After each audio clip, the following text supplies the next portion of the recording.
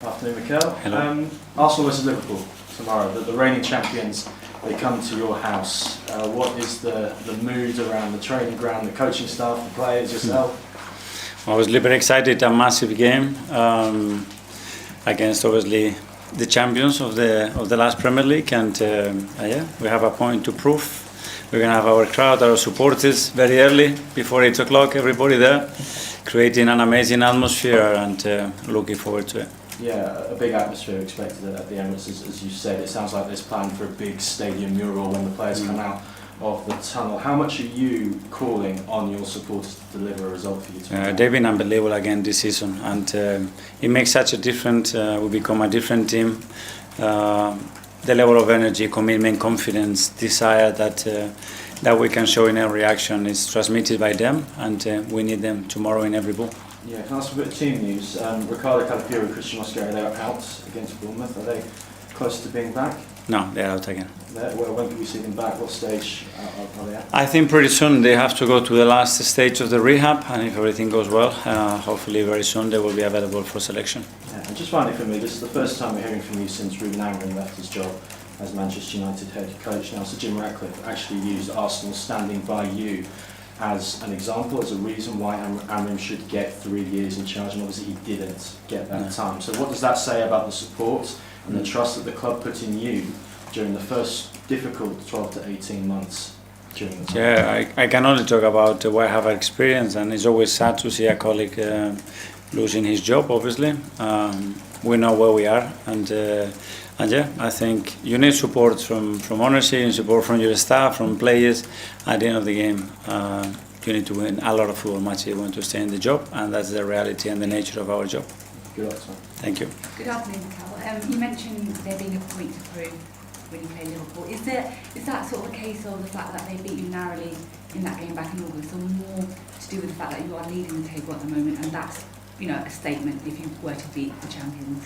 Yes, I mean, we are top of the table. We play at home against a really, really good opponent, and we want to maintain our position. And in order to do that, we're gonna have to be excellent throughout the game to deserve to win the game, and that's the point we have to prove. Arne Slot said this morning that he feels that this is the best Arsenal side that there has been in the last couple of years. It seems like an obvious question because you are leading the league by 6 points, but do you feel this is the best Arsenal team that you've assembled and developed, and if so, what makes this team so special? I don't know. I don't like really comparing, and I think every week the team is different because the players available are different, the position is different. So, yeah, maintain a lot of the great things that the team is doing, the individuals are doing, and consistency is going to be the key to that. And we know the difficulty of every game, and we are approaching that with a lot of excitement, understanding where we are, and with a huge desire that we have to achieve what we want to do in May. They're on a 9-game unbeaten run, Liverpool. Obviously, they had that good start to the season where they were winning games, but quite narrowly in a lot of the matches. Obviously, they are unbeaten, but perhaps they're not playing their best football. So how do you view the Liverpool side that you're going to be taking on tomorrow? Well, the margins, I think, for all of us are very small. We always talk about that, and they have a great manager. They have a sensational structure, understanding what they have to do in relation to the players that they select tomorrow in the lineup. They can play in different ways because at the end those will make them a little bit different and more specific to what we can expect tomorrow, and we have to be conscious of that and then focus on what we have to do. Alex BBC. Hi. Can I just ask about Kai Havertz? He was on the bench against Aston Villa but then not against Bournemouth. How is he getting on with his rehab and return to play? Yeah, we are monitoring. Obviously, his load has been out for a long time for 2 different reasons, and he's very close. He trained this morning again, and hopefully we're going to have him available and the best version of Kai very soon. You had good wins in matches against Newcastle away from home, West Ham at home, and Brighton as well. Teams you dropped points against last season. Drew against Liverpool at home, a game you probably should have won last season as well. Is it another chance to show the progression you've made this campaign? Yes, at the end we want to win every game, and the most important one is obviously tomorrow's, and we know what we have to do to beat them, and now we have to prove it on the pitch. Okay. Stephen from Arsenal. Hi Mikel. Leandro Trossard was voted Player of the Month for December recently. What's kind of been behind his fantastic form lately? Well, first of all, I think his level of understanding and consistency. He's got ability, but the level of consistency he's showing this season in particular, I think has been exceptional. I think he's really clicking with the team in every aspect of the game, and is a player that provides something different to what we have. And you've spoken about the role that supporters will play tomorrow. What's that actually like when you've got such a huge crowd right behind you? Can you remember from your playing days what it actually feels like? There's nothing like it. I mean, you become a different player. Your emotional status is better, your energy level is better, your confidence is better. They thrive you to get actions with a lot of aggression, with a lot of determination, and that lifts the whole team. So that's what we have to provide tomorrow. Matt, Evening Standard. I'm again. Hi. Considering how good Liverpool were last season and the signings they made in the summer, did you expect them to be your sort of main rivals in the title race? Well, yeah, but obviously that's on paper. But I still think that they are running a superb team, and what they've done as well. And you have to understand as well the context that they had with certain injuries and the difficulty of the league for all of us. But my opinion hasn't changed about them. And after that Anfield match, there was sort of a lot of talk about whether the team were too cautious to compete with Liverpool. Were you confident you'd always sort of prove that wrong over the course of the season? I don't know. We always prepare the games to beat them in the best possible manner, in the way that we believe is going to give us the best chance to do that. Hi, Mika. Hi. Right at the start of this press conference, you just said you feel like there's a point to prove. So I was just wondering what that point is in your head.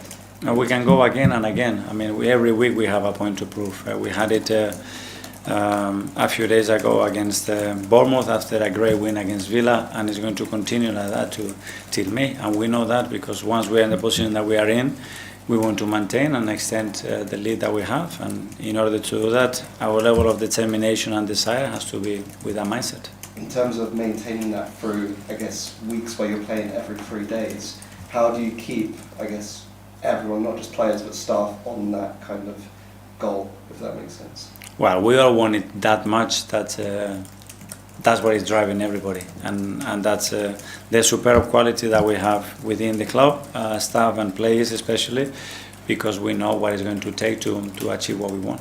And this is maybe a bit of a random one, but I noticed that Martin Zubimendi, Martin Odegaard and Declan Rice were all born within 2 months of each other.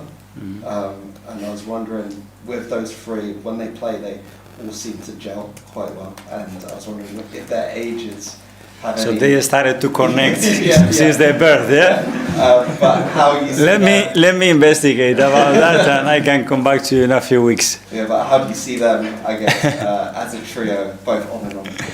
Well, it's a great point. So maybe it's something that we have to think about. It's very clear and obvious that they click, they understand each other really well, they complement each other exceptionally well, and that's something that we believe that we could achieve before we brought them together, and now they are doing it. James, you again? Mikel, Amorim and Maresca, they both left their jobs after speaking about the sort of frustrations with the head coach model.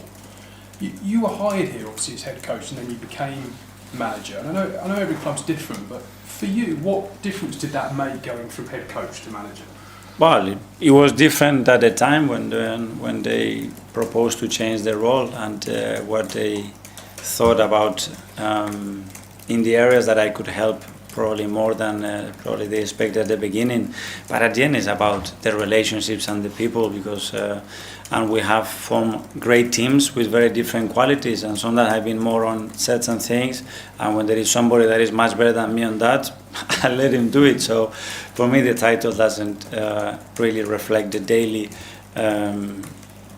probably the way we operate daily. I think is more important the people, and then the morale within that people to really understand that, okay, let's give each other the things that it can master and make us much better, and the rest we just support that idea. That's it. Because it must have been a confidence boost for you, though, obviously in your first managerial role, to be given that extra responsibility. Yeah, because I didn't demand it, we didn't ask for it, and they believe it was the right thing to do. But again, since there, because we have to work with different people, with the changes that we had in recent years, I think when you have a leader, which is ownership, in this case Stan and George that is very close to that, with very clear alignment to all of us, what he wants to do, how he wants to achieve it, that creates that space for everybody. I think it's very easy to work like this. James, CBS. I know it's been mentioned already, but going back to that game at Anfield, it felt like the reaction at the time was so immediate and visceral in terms of your perceived style. Have you looked back on that game and what did you sort of take away from it, and what do you think maybe the broader conversation got wrong? No. I mean, your opinion, people are entitled to their opinions. Mine was different, but that's the beauty about football. What was your opinion? Very different. Okay, we'll do the last two in the As Live. Charles, goal? Hi, Mikel. We saw another brilliant finish from Gabriel at Bournemouth. He's now just 2 goals behind your old teammate, Laura Koscielny, in terms of record goal scorer for a defender in the Premier League for Arsenal. I'm sure you expect him to break that record pretty soon, probably, the rate he scores at. But what is it that sort of, do you think, that sets him apart from pretty much all other defenders at the moment when it comes to the art of goal scoring in the opposition box? Desire to score, and then the amount of work that he puts in, and attention and detail to get himself in the best possible positions to do that and to execute what the game and especially certain actions are going to demand of him.